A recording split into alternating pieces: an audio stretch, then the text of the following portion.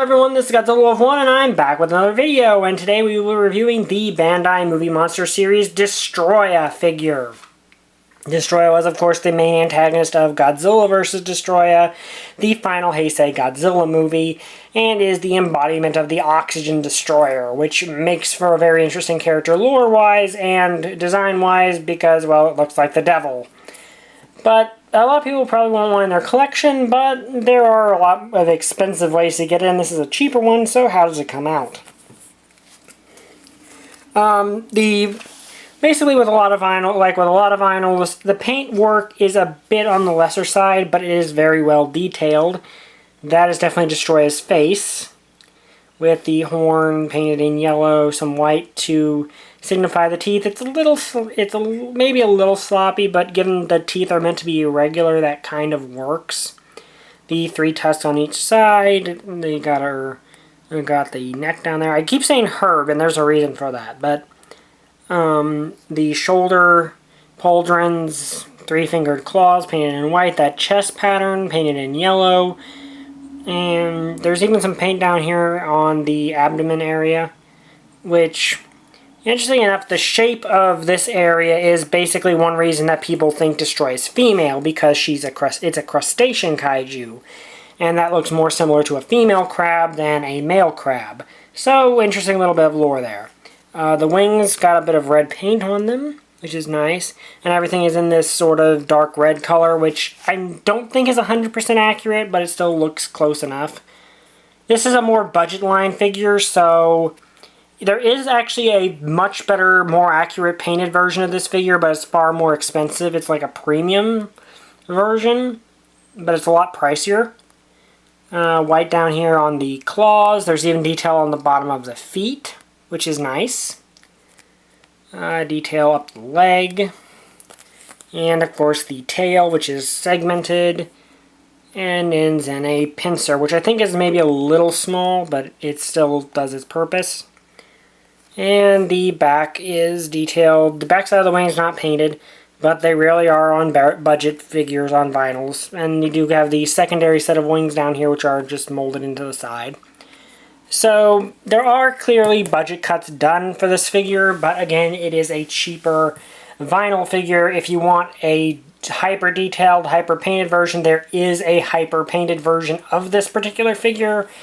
At least I believe it's this particular one that is out there and available, but it's far more expensive. And that's basically the detail. Looks pretty good. It is a pretty good rendition of the character, and from a distance, it doesn't look too cheap. Like, it's only when you start getting in close and looking close to the details, you can see where the budget was. You know, they cut some corners to keep the price down, but that's with any budget figure. And overall, nice looking rendition of the character, but has postability. Of course, being a vinyl, it's limited. The leg does move that far, go back that far, so limited movement on the leg, but, you know, vinyl figure. One thing that is interesting is, well, there is a glue seal on the tail, but I'm hesitant to break that because if you don't know what you're doing, you could end up breaking your figure, is the wings can fold. That's the interesting part, and they're offset just enough that they can fold all the way up. So if you don't have as much shelf space as you would like, you can fold the wings up and get a look like that, which still works. I think we do see Destoroyah like that briefly in the movie. So it is kind of nice to see that you can do something about the wings if you don't have enough shelf space or just want to have them folded up for whatever reason. But I do think it's a good figure. But let's get on to scaling before I go fully into my thoughts. Here it is with the Godzilla monster art. And of course, here's the thing. Yes, that is really small. Destoroyah should logically probably be about that big. But that's the thing. This is a vinyl line, so all the figures are roughly the same size. So, of course, Destoroyah is smaller than the character probably should be. But we also have to remember these characters are from completely different toy lines. And here we have with the Bandai Creations GMK Ghidorah, which if you pretend this is like the Heisei Ghidorah or a different variant of Ghidorah, this is probably actually more accurate. You know, because they are closer in size than Godzilla and Destoroyah are, so that would actually work a little better.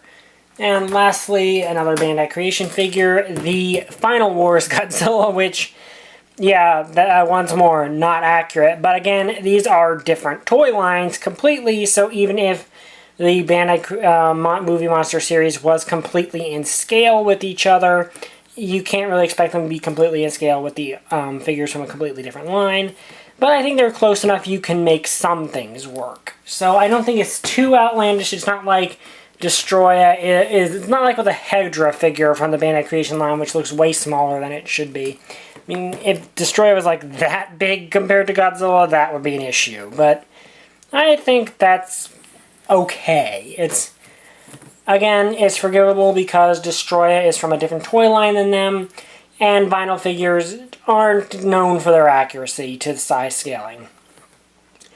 But anyway, I personally like this figure. It's probably the best budget version of Destoroyah you're going to get, because a lot of the other more accurate versions are way more expensive, like the Monster Art, which of course would be the most accurate figure with the most articulation, is probably about $200. So this thing cost me about maybe $20, well, maybe not 20, I think it was like 15.